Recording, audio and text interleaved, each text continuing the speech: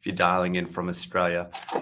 This morning or this evening's session, a journey to global success, insight from Chris Gardner, CEO of AutoGrab. To briefly introduce myself, my name's Trent and I'm the director of Hyper UK. Here at Hyper, we build technology, we put that structure and strategy in place to get to market, to grow, to scale. And we also help with the fundraising side of things to reasonable success and reasonable failure over the course of 10 years through a series of exits. And as of last year, £170 million raised for our founders. I have the pleasure of being joined by Chris, a dear friend of mine. Chris Gardner is the founder and CEO of AutoGrab, a leading automotive intelligence platform, transforming the automotive and insurance sectors. Founded in 2020 and based in Victoria, Australia, AutoGrab uses advanced technology like AI and machine learning to deliver real-time data and improve vehicle valuations and claim processing. Under Chris's leadership, the company has grown rapidly, partnering with over 70% of Australians' insurance and expanding to markets such as New Zealand, Malaysia, and the UK, with plans to enter into the EU by 2025. His strategic vision and focus on innovation has positioned AutoGrab as a significant player in the global automotive industry. Welcome, Chris. Thank you, Trent. Thank you for the kind words and introduction. How did I do? Oh, you did very well, very well. I think you missed a little bit on our dealership side, but okay. I can get into that a little bit more in detail anyway. All right, I'm sure we will. It's great to be here. Awesome. So look, Chris, let's rewind. You've built something pretty incredible with AutoGrab. Before founding AutoGrab, what were you up to before diving into the automotive tech industry, and how did those experiences set the stage for your entrepreneurial journey? Sure. So, I mean, I might rewind quite far back. It's quite useful to give a little bit of a context. So I was a university dropout around 18. Ironically, I was studying a Bachelor of Business in Entrepreneurship. Found my way into a startup. Was there for a few years. I was just in sales, started in cold calling. It was actually a very good experience, terrifying at the time, 19, being told to pick up the phones. And then found my way into account management. And then when you get into that world, you start talking to customers, fell in love with product, fell in love with understanding problems and trying to deliver that up to engineers. Ultimately left that business and traveled around the world a little bit. I had a business called Sugar UX, which I started in 2014 when I discovered that user experience design was going to be my path forward and everything that every startup would ever need. I mean, it's not everything every startup would ever need, but it sounded like the hot topic at the time. And we would run design sprints, not too dissimilar to what Hyper does, in a much more condensed way for startups, accelerator program. And that's when I really got into the startup industry. Fast forward then a few more years, I found my way into automotive. I'll skip a few of the consulting jobs along the way. As a product consultant, I met my business partner. He was running a car buying business at the time. His name's Daniel. The business was called Are You Selling? And it was basically just sell your car online, cash for cars really quickly. I was tasked with trying to bring some automation to that, technology, whatever that might look like, pricing a car when you go online, to disposing of that vehicle or moving it on. And then that business was bought by an ASX 50 at the time. It was called Eclipse, large fleet management organization. And that's where I really got into the world of automotive value chain and in particular vehicle pricing. The way in which pricing a car used to be done, or is still done, was very typically sort of based off outdated information. So 3-month-old vehicle data purported to price. The problem with that is if any volatility came to the market whatsoever, then that information would become unreliable. My business partner, coming from a sort of buying background, sourcing cars, sort of thought if we could bring every single car that transacts online or moves online into one spot, we could build a really powerful sourcing tool for dealers. And if we could bring all that data into one spot and train a model on the back of it, we could have a really powerful pricing tool. And that was basically it. You know, we had a deep domain knowledge of the car buying and car pricing world. And then we went building that probably 2019-ish, 2018. Turned out to be, yeah, we'll get into the details, but really complicated. And then COVID hit. And if anyone remembers COVID, which I'm sure you all do, it was a terrible time for some, and it was a very opportunistic time for others. And for us, we weren't sure which one it was going to be, but it brought something to the car industry that we'd never seen before, and that was used vehicles went up in price as you drove them further and as they got older. And I'm not sure if your parents ever told you, but your vehicle purchase is usually the worst decision you'll ever make in your life, because the moment you drive it off the lot, you lose money. That wasn't happening. So we had this real-time pricing tool that we sold to dealerships to start with, that enabled them to accurately price cars and still buy cars. And because the new car supply had dried up, because China wasn't manufacturing and moving vehicles anymore, they needed a way to source cars. So we were placed, you know, I don't like to use the word luck too often. I think you make your own luck, but certainly they're right place, right time. Awesome. So if we talk about those formative years, Chris, you dropped out of university or college at the age of 18. You started a cold calling and an account management role. Who was that with? That was with Loke. So if anyone knows Sam Cust as well from Hyper and Tom, I dropped out. One of my best mates, Alex Tarosky, was the lead engineer at the time. And I got thrown into the deep end and learnt really quickly. There was a very rapidly growing startup at the time. We're talking sort of 2012 at this point. Technology apps were really kind of new to the market. No one really knew what to do or how to navigate it. But it was definitely the best decision I ever made in my life. I can't recommend that people drop out of university to start cold calling businesses. I don't think there's a one size fits all, but it certainly teaches you not to be afraid of pushing forward in the face of adversity and basically no all the time, which we see in every startup at every stage of its journey. And a lot of great founders happen to be great salespeople.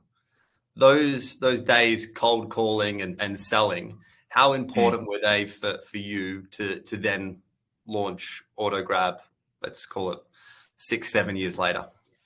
Yeah, I mean, I think I've actually reflected on this a lot. I think it's critical whether or not you garner skills from cold calling itself, but you're always selling a vision. You're always rallying troops. You're always trying to build advocacy. So let's say you are trying to build your product internally and you have a product team. You're selling something. You're selling a vision to your company or a vision to your product team. You get into investing, or you're talking to investors. Not only do you need to sell a vision, you need to know what you're selling, but you need to sort of stride forward with confidence. And I do use that word adversity a lot. Adversity is by far, like, you're constantly dealt the most unexpected cards over and over and over and over again when you're scaling a business at different stages. And if you do have skills in selling and skills in navigating that environment, it certainly makes it a little bit easier to expect the unexpected. And so when it came time to actually starting AutoGrab, what was the defining moment that told you and Daniel, okay, this is something that we're really going to go after? And then what did that process look like? Sure. So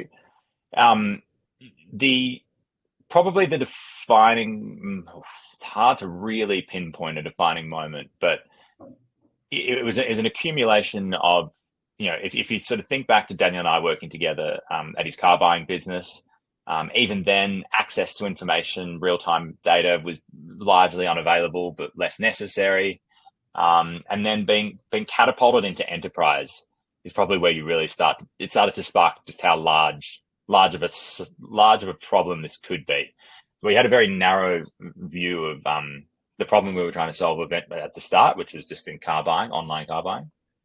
But then as you went up the chain, you mentioned before insurance, we realized that, as much as we think that vehicles are quite simple, they are very simple, but they're very simple and very meaningful to many different people. You've got manufacturers, you have insurers, you have fleet companies, you have dealerships, and they all manage the risk of that asset in a certain capacity, right? Which we can get into if you like and what that looks like. But I think that was the real moment, just being exposed to just how big the car industry is. I mean, we often take for granted, you look outside and all you can see is cars on the road. And therefore that means it's a really big industry. So we kind of knew very early on when we started to see the size of the prize. And also we knew electric vehicles were coming, right? Everyone knew this thing was coming. We didn't know what it was going to do to the market, but we knew that it was relevant. And that was when that's when we decided to do it. We said, let's throw it into the ring, get some money together, raise some money from probably friends and family to start with, and build this thing and see where we go. Awesome. So did you build the product before raising? We did, yes. So because my background kind of aligns to the way in which Hyper probably thinks, I was very much MVP, prototype, get in front of customers, validate proposition, not over validate, just build something simple enough to demonstrate the value you're trying to communicate to your customer. Make sure that you don't try and overfit your solution to the problem. Be curious and engaged in that stage. Derive as many insights as possible to then lean out what you ultimately build. So that's what we did. Awesome. And what were some of the key learnings during that initial build, the going from idea to MVP? So we were building an initial product or MVP for dealerships. So probably, key learnings are strip back as, whatever you think you need to build for that person is probably largely incorrect and based off some pretty big, assumptions. But our key learning was we had about 6 different ideas or products we thought we could take to market: sourcing, help them price their cars, stock management. Just find the most painful point that they have right now that's relevant that they'll pay you for today. And for us, that was sourcing, right? So when we spoke to customers, yeah, sure, pricing was interesting, but they had no stock. The manufacturers weren't giving them new cars. They had no way to buy cars at all. So we said, okay, what if we just made a list, simplify it down to something as simple as possible, just a list of cars coming into a platform. We tell you which ones are cheap. We tell you which ones may not be cheap. Is that enough for you? And really all I'm talking about there, that's just a glorified spreadsheet at the end of the day with a little bit of a UI on the back of it. Doesn't mean it didn't cost a lot to build, but start small, get in, find the leaky hole that they're willing to immediately pay for. And then you'll end up finding that the whole ship's just filling with water. And so what were the first months? Like, what did that go live process look like for you? Did you have a bunch of beta testers or users ready and raring to go? Had you gone out and already sold the product so you knew that revenue was sitting and waiting for you, Chris? So we had a pretty broken MVP that was just about ready. We did spend a bit of time with a small focus group, so like 3 or 4 dealers that were friends of ours, because remember, my business partner very much integrated into the dealership world. We tested with them for a little bit. We had a lot of technical challenges to get over because we were collecting data at scale. So that horrible word that people use, scraping, it's not as terrifying as you might think, but we were collecting data from multiple sources. So we had to maintain that. So we did spend a significant amount of time just building the MVP, which kind of goes against what I just said, but we had to do it. And then we launched to those customers. But we had the luxury, well, not luxury.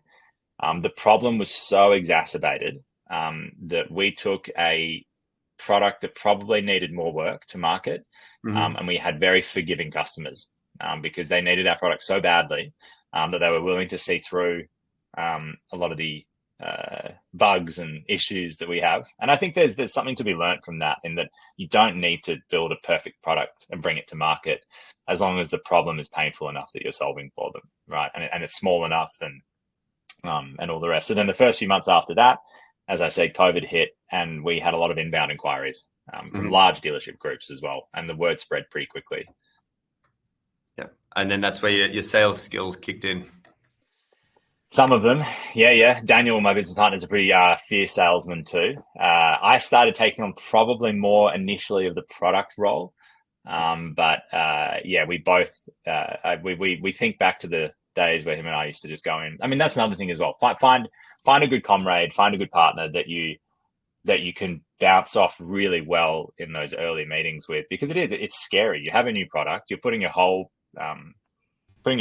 persona on the line, and to go in there and be shut down on your own can be pretty difficult. But to have someone by your side in those early days, going together, high five before you go in, G each other up, that always can be useful. Awesome. Chris, let's talk about fundraising. What were some of the key criteria or qualities you looked for in early investors to ensure that they were the right fit? And what has the fundraising process or journey looked like for you? Fundraising never stops, basically. It seems to be an ongoing journey. A little bit of a background for us. So we initially went to friends and family. So the natural sort of inkling there is, when you're raising money from friends and family, you're sort of not looking for it necessarily a strategic fit per se. You're looking for just enough to build enough runway. So naturally, you sort of go around to the people that may have some disposable income they'd be willing to invest and sort of go from there. But that kind of money doesn't last too long. You're talking $100,000, $150,000. You're running at maybe a $10,000, $20,000 a month cost base, maybe even more. So you start preparing for those earlier investors that seem to follow. I can tell you a little bit about our journey and what that looked like, and who we ended up sort of investing with. But yeah, I mean, the early investors are whoever is willing to buy into your vision, really, is my advice. And that's usually where we go. And then we can talk about seed, Series A, and what goes from there. But let's talk about then. So how did you make the transition from friends and family into seed, Series A, early stage VCs? What was that investment journey like? Yeah, so we were fortunate enough where we went from seed or angel or family and friends, and managed to get to a cash position that sustained us for a little while, which was quite unusual and surprising. We were also building during that sort of really hyped up period where valuations were going through the roof. And we chose not to raise at that time, which we were really happy with, to be completely honest. We chose to grow the business at what we thought was a more sustainable growth rate that didn't sort of burn a bunch of money really quickly. But then we eventually got to the point where we went, hey, where we're growing, but we can grow faster if we've got a bit more money. We can take some bigger risks, jump across to other countries, jump across to new verticals. We weren't growing at the rate we wanted to. So our initial approach was using someone, because we weren't too familiar with the VC industry. We now probably know just about everyone in Australia after going through that process. But we had someone introduce us, right? And they put us in front of a bunch of PE firms, initially VC firms, and really just to get that conversation started. It's typically PE won't probably invest in a business of that size. You're looking for those early stage venture capital, but have as many conversations with as many investors as you possibly can. That's sort of my approach and thoughts on things. It's you're not going to know who your strategic fit is until you find someone, or until you've spoken at least 10, 20, 30, 40, 100 investors. That's probably the number that we're at there. Some people will say go overseas. There's an argument to talk to overseas investors, but I think stay local early, and then as you actually have international expansion plans that are validated and real, then you can sort of look to overseas investors. Sure, and you speak about getting put in front of early stage VCs and private equity firms. What were some of the challenges you faced whilst pitching to these investors, and how did you refine your approach to overcome them? Yeah, so I mean, we were just a little bit too small for PE initially, so a little bit hard to overcome that, unless you can suddenly come up with a bunch of money, or a lot more revenue. And then, so the VCs, there was the initial conversations were all around, what's your international sort of growth expansion? We can see you've got product market fit. You need to refine your plan to show us a bigger total addressable market. All of the sort of initial things you would think of. You're thinking too small. Show us that you're thinking bigger.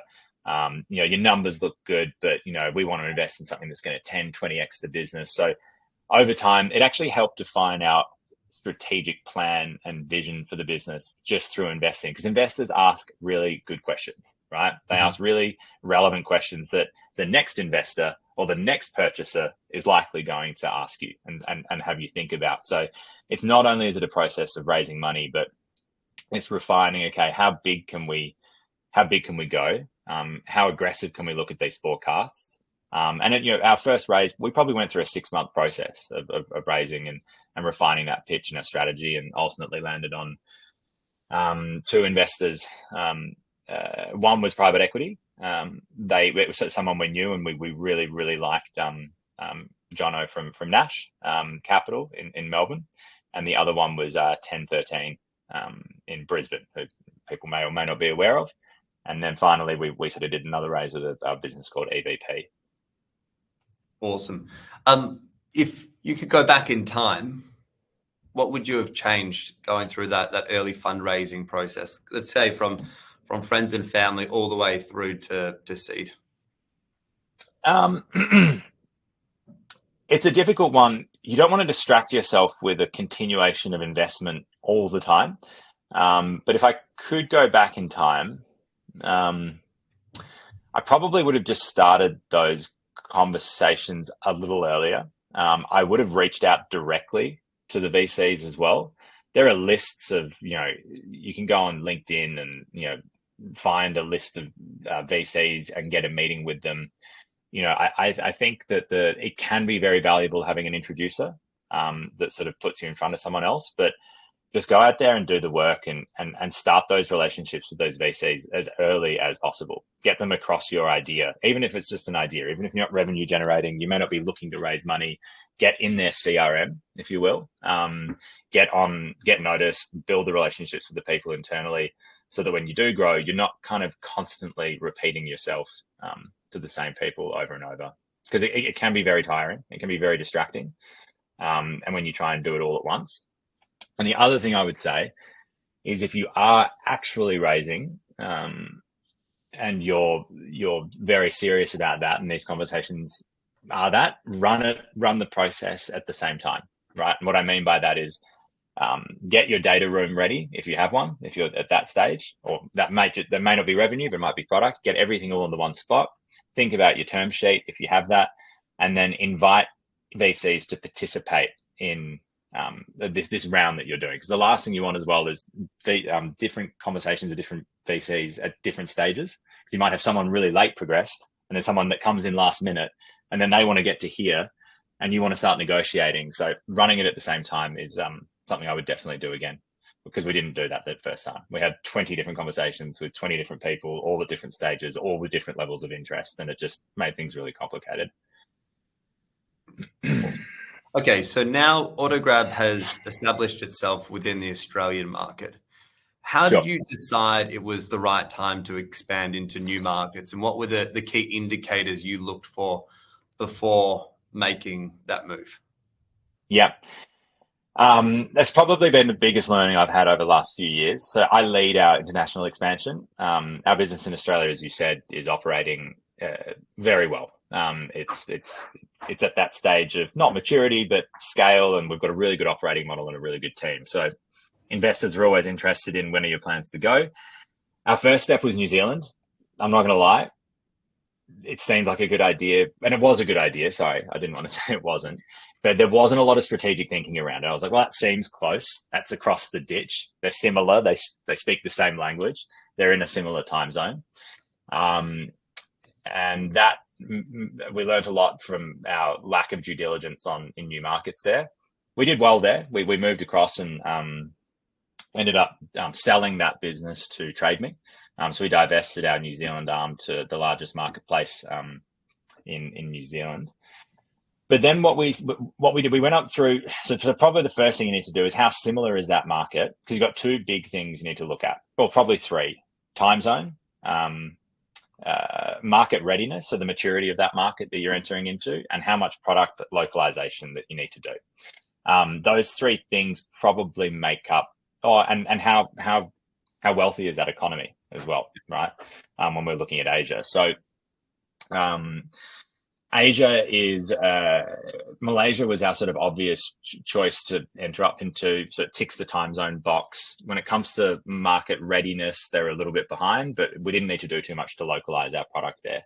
And the UK is a very mature market that is very similar to Australia. But again, it's all just around finding where's the path of least resistance. Does the problem exist in the same way that it does in your region, and how much effort is it going to take to get that product to the point where it's going to be adoptable by that market? So probably also another big thing is sort of partners in that region as well make a massive difference. Was there like a particular key partner or a partnership that you put in place before going into these markets was there? Yeah. No, there was.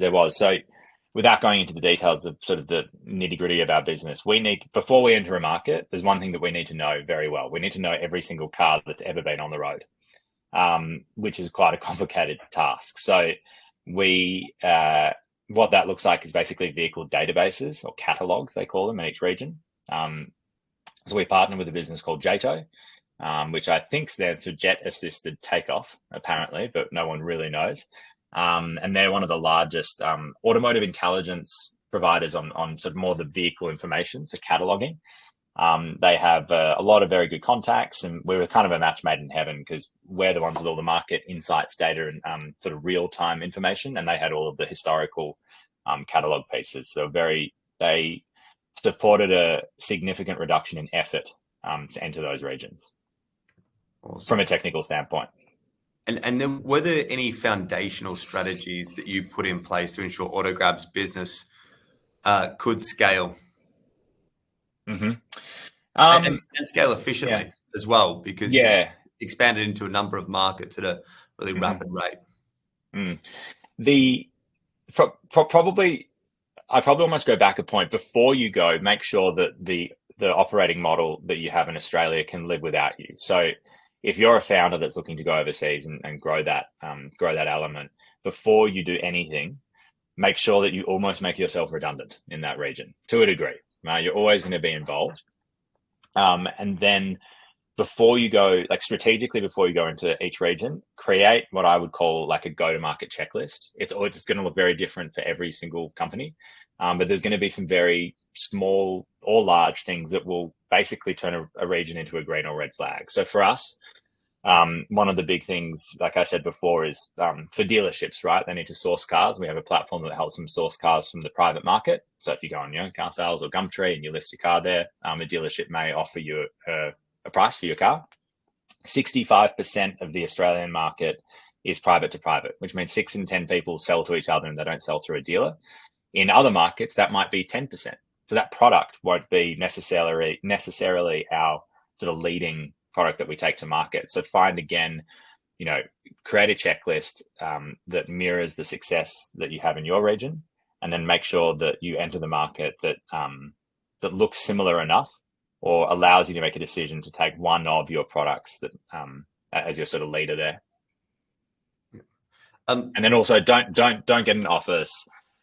Get there first, make sure you do your research, all that sort of stuff, and start very, very, very, very lean, because your next country will have its own P&L and it will be judged with its own P&L, and you have a board, and then suddenly you're a startup within a startup again. So just be very, very, very cautious and careful.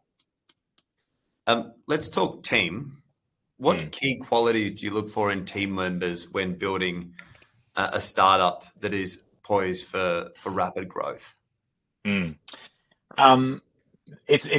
Honestly, there are some roles that require some like definitive hard skills, right? Like if you're in machine learning and we're building multimodal models that need to scale globally, yes, you need to have a very good and strong background in that area. But I've sort of said this a few times. I value this. What I call grit, right? Like, so not just hard work, like grit as in like get in the ground, get dirty, be willing to own everything that you do, be accountable for what you do, and love what you do and really enjoy it. And then that brings a certain level of ownership with the business as well. And then really just making sure that everyone shares the same growth mindset, right? Like, you are growing a business. Startups are super exciting, but it's not for everyone. And it's really important that you are really clear and transparent with the people that you hire, that you're not entering a kind of over, what's the word? Glorified sort of, potentially glorified area. Like, just acknowledging that, making sure your staff know that this is such an amazing opportunity, and it's hard work and it's super rewarding. And I think that founders need to make sure that they are responsible in the way that they communicate that to their first sort of early staff members. So if we rewind 4 years ago, it was you and Daniel. You've now expanded into a team of how many, Chris? We've got about 80 people across the world. Yeah. Wow, incredible. And how did you maintain your company culture as you expanded into these different regions? Because as we know, company cultures is so important. Yeah. So, I mean, the early days, founders just have to be there, right? Like the first 10, 20, this is my opinion. I'm sure there are people who would oppose what I say, but what worked for us, I'll talk from my experience. Be there first, leave last, that sort of thing. If you're going to set that culture and that's what you want to maintain, then certainly do that. Once you get to 20, sort of 30 people, then you have to, in my opinion, look at, well, now I need to put in sort of maybe a management board or sort of a senior exec board that align to that culture and reflect your values. So slowly start to do that. Don't race to hire senior execs because they seem like they're good on paper. Vet their culture, really spend a lot of time ensuring that they can maintain the values when you're not there. And then as you grow out that team, of course, there's always going to be challenges in maintaining the early day kind of camaraderie of, 10, 15 people. But then sort of don't overstep the HR function as well. I mean, I'm not going to lie, I didn't even really understand what HR did when I first started the business. And that's nothing against people in HR, because now I know just how valuable they are. But, there comes a point where you just need someone responsible for maintaining that culture, maintaining the vision of the business, and making sure that, communication is fed back to the company. Even things simple as newsletters, making sure that, I'm communicating what we're doing here. It can't be understated how important that is. What's it been like, I guess, expanding into different markets now, almost being redundant in Australia? What has that process been like for you, having, been involved across all elements of the business and now kind of stepping away from the Australian and the Australasian side of things? It was difficult at first, bit of ego death, because like you start your business, you grow this thing, it flourishes, you love your company, you love your team, you love your people, and then, because you need to grow, you jump on a plane and go overseas and start it all over again. So one, like, it is challenging. It's not for the faint-hearted. You're going to come over to a new country. You're going to, in my opinion, you need to, if you're the founder-led growth in new markets, there's nothing quite like it. Hiring a GM for a new region works for some people, but often historically fails. So, I mean, you're here, Trent. I sometimes catch up with you. We're in the UK, but it's a hard experience, and it really does feel like you go from kind of back to ground zero again. But like I said, you have to, it's also what gets me up in the morning, right? So for me, I'm the best person positioned to sort of start something from nothing, because I'm not so, if we call it 0 to 10, 10 being you're a unicorn, 0 meaning you're just starting. I'm usually good around 0 to 3. I'm not very good at 3 to 10. So I think if you acknowledge that as well as a founder, like really figure out where your best skills are, figure out where you're best applied. And for me, it's usually uncertainty, ambiguity, and loneliness, apparently, because I'm no, I'm kidding. But yeah, it's a hard process, but figure out what you're good at. Because if I, like, Daniel's better at the 3 to 10 part, scaling, maturing. So he stays in Australia, and that helps also maintain our culture. So I'm just the globetrotter at the moment. Are you having fun, Chris? Yeah, I'm having a lot of fun. Are you stressed? What keeps you up at night? Well, the fact I have to wake up at 3 or 4 in the morning to talk to Australia doesn't help. What keeps me up at night? Look, there is a it is very hard to switch off from Australia, right? Like I can't. I'm a board member. I'm a director. I still have to be across everything. What keeps me up at night? Lots and lots, but mostly now it's related to our, making sure we're growing here, right? Yeah. I've got a P&L that's not as juicy as Australia. So there's a lot of responsibility on me for my board meetings to report good news. And we all know that, especially in B2B, the B2B business side switches off in the UK, July, August, and then December, January. So you actually really only have a limited time period to really, really do business. So, yeah. Over the last 4 years, what are your 3 key learnings? Last 4 years, 3 key learnings. Don't hire your technical co-founder quickly. That's probably a really big one. Just because you don't have the technical skills, it doesn't mean that you race to just bring on the first engineer to put their hand up. Yep. If you're the one with the idea, I would start by trying to build it yourself and then introduce a technical co-founder over time and put all the right schedules in place to make sure that doesn't bite you in the ass. The second learning is probably start those VC, as I mentioned before, start those VC conversations super early, get in the CRM, get known, right? Like attend all the events, as much as it's sometimes grueling at the end of your workday, if you're still working, to go to the events and talk to the people. And then the final thing is, as much as this contradicts what we're actually doing, don't just grow into new verticals because that's what your investors, or what you think you should do. So when I talk about verticals, what I'm really talking about is we started in dealership, which is still our bread and butter, and then finance, insurance, all the rest. And we were successful in our ventures in doing so, but we did take on a little bit too much at the same time. And just don't forget how a new project that seems so small and easy for the engineering team to take on can often end up being a 6-month distraction away from your core business. So, they're probably my 3 biggest, I would say. And what would you do differently? What would I do differently? That's a very good question. Well, I'd take the advice I just gave you. That's the first thing I'd do. But I probably wouldn't have gone to New Zealand as fast as we did.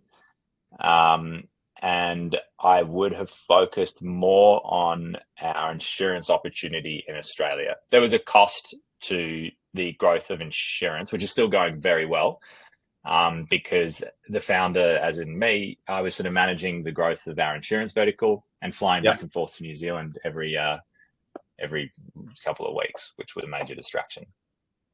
Still happy with the outcome of everything, but I probably wouldn't have gone to New Zealand as quickly and focused more on some of our growth opportunities in Australia. One last question from me before I open it up to our audience. Let's play hypotheticals for a moment, Chris. Hypothetically speaking, you exit AutoGrab, excuse me. AutoGrab, there we go. There's a sound bite for you. Let's say you exit AutoGrab. Yeah. You do this again, hypothetically speaking. I've had this question before. Hypothetically, would I do this all over again? I think if anyone's seen the NVIDIA, I don't know if anyone watches or follows NVIDIA's journey, but this question was asked to the NVIDIA co-founder. Would you go through it all again? And he said, absolutely not, or something along those lines, right? It's very easy to say that at the end of the journey. I think that, I wouldn't do it again now. If I'm being honest, right at this very moment, if I sold AutoGrab, would I start the journey all over again? No, but I mean, of course I wouldn't. That's like saying, would you go back to year one or prep again, right? Or start school all over again.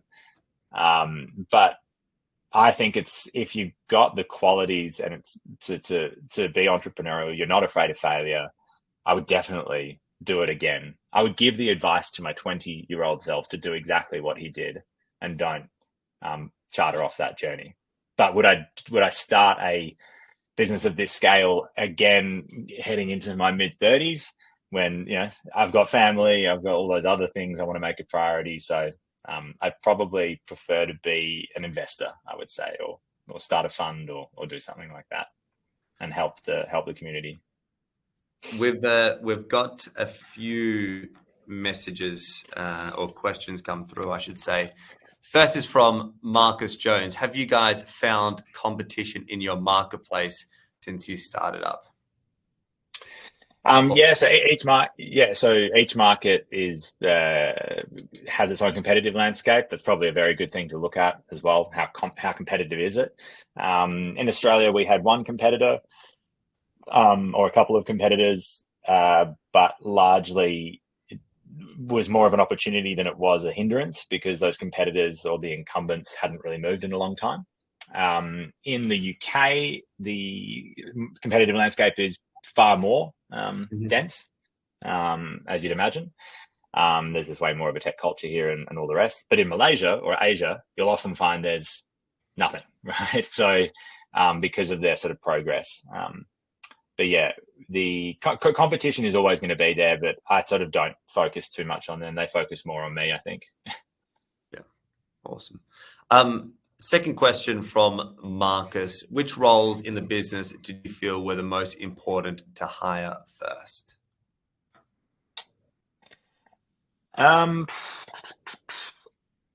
What roles in the business were the most important to hire first? It's sales. Yeah. For us, it was sales. So being a B2B business, it's not that hard it is hard. It's not that hard to sell something to someone in an organization to pay you some sum of money, right? But then you could argue it's not that hard to get consumers to sign up to something small either. My view, have a product, build it somehow if you can with your tech team, and then hire salespeople to sell it in and like I always say to like even our salespeople in the UK, don't focus on how much money you can get from someone. Just focus on getting someone, right? It doesn't really matter what they get. Just get something. Start them on the smallest product ever. Sell them a small report that they get value from that they share within their organization. We will find a way to talk to the rest of them from there. That's what I would say. Awesome. And then the final question from Marcus, can we set up some time to talk about my automotive business? I've sent you a LinkedIn request. There you go. You can. Yes, that's all good. Awesome. The next question comes from Yas. I like this one. What was the best approach for your successful cold calling?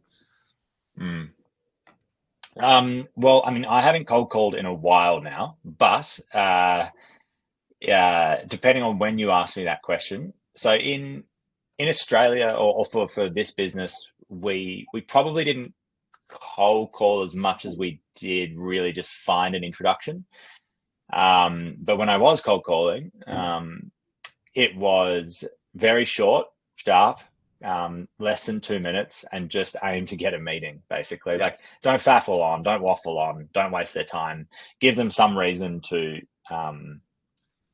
see you. I think I used to, back in the day, this is a long time ago, but use the approach that I was going to be in the area and I dropped that I'm meeting one of their competitors or something like that. And just that you want to come in and have a chat. And largely they didn't even know what I was coming in for. They just sort of agreed to the meeting because it sounded like they should. Yeah. Awesome. Another question from Yas, and this is another cold calling question. How did you push forward in the face of adversity and rejection when cold calling? Oh, I mean, you just do. Like, I know that sounds like a weird way to answer it, but if you are at that stage and your business does require you to cold call and you can't network in and get that introduction, I still believe warm introductions are the best way in, right? That's facilitated. But you just got to not it's all the classic advice. You just have to not take it personally, and ideally war room it with someone. Like, don't do it on your own in a room, locked in the darkness. It's going to make you feel bad. Get two other people there or one other person and sort of compete against each other and turn it into a game, because it's just a game. How many calls can I make? How many people can I book? And then you take yourself less seriously. Yeah, just don't take yourself so seriously. That's probably another thing. If someone says no, I'm not saying no because, of what happened to you in the past. Just saying no to what you're saying on the phone at the time. This is from Ali Hadi. Hey, mate, thanks for your time today. What would be the main attributes to look for with a technical co-founder and red flags to avoid?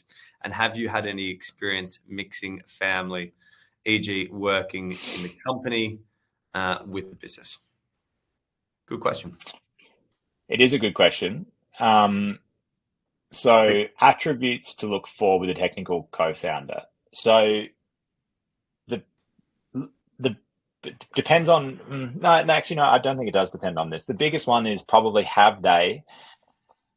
you don't want to hire a technical co-founder that has a really impressive CV that's worked as well, this is my opinion, that's worked as a software engineer for, NAB, and, nothing wrong with working as a software engineer for NAB, but you really need a technical co-founder that has gone through the scale of a business before. They may not have started end to end, but ideally they have been in a business that is seed funded. So they've gone through the early stage and they've been there when they've raised money, and they've helped them grow through into a scale up, because the technical skills that you need at the start is very different to what you need at the middle, and is very different to what you need maybe even 3/4 of the way in.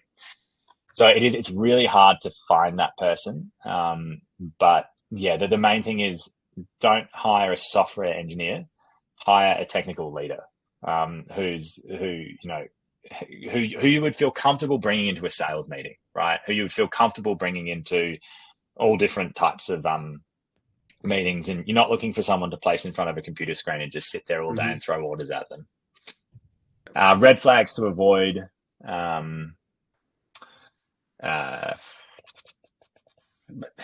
The opposite of what I just said. But yeah, red flags is really just, have you gone through that process? And if they haven't, then I wouldn't hire them. Yeah. Great stuff.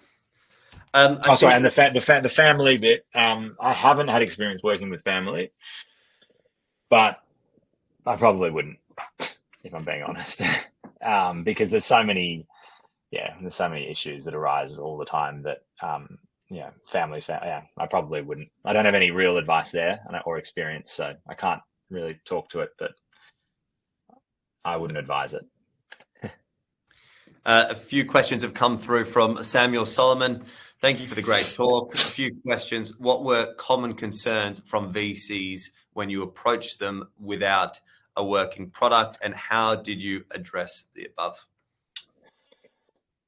Okay, so VCs we did approach with a working product. We approached friends and family basically on the back of an idea.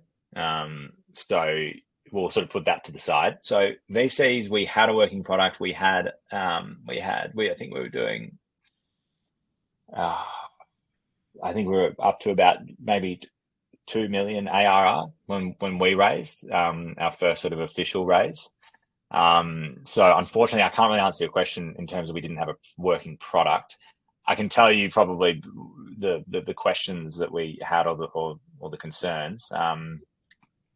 It was more just, growth rate, size, technical roadmap, how much more of this can you capture? When are your plans to go overseas? All the common questions. But yeah, sorry if you misinterpreted, if I said something there. But yeah, we did have a working product when we went to VCs. Awesome. I think that's it from the messages from the audience. Chris, I would like to thank you very, very much for making the time this morning or this evening, wherever you're tuning in from. Chris, your insights have been tremendous, and we wish you all the very best, expanding throughout the UK and then into the EU5 in 2025. So, Chris, thank you again very much for your time, and have a great day, mate. No, thanks, Trent. Thanks for having me. And yeah, if anyone if anyone does have any specific questions or messages or want to unpack something in particular, I think my LinkedIn is probably somewhere. It's Chris Gardner. If you've seen The Pursuit of Happiness, that's how it's spelt, exactly like that. Happy to talk to anyone if they want any advice on anything specific. But yeah, thanks for your time, Trent, and keep doing the good deed with what you're doing at Hyper, and let me know if you need anything. Thanks, Chris. Appreciate it. Cheers. Cheers, mate. Thanks, guys. Have a good day. Bye.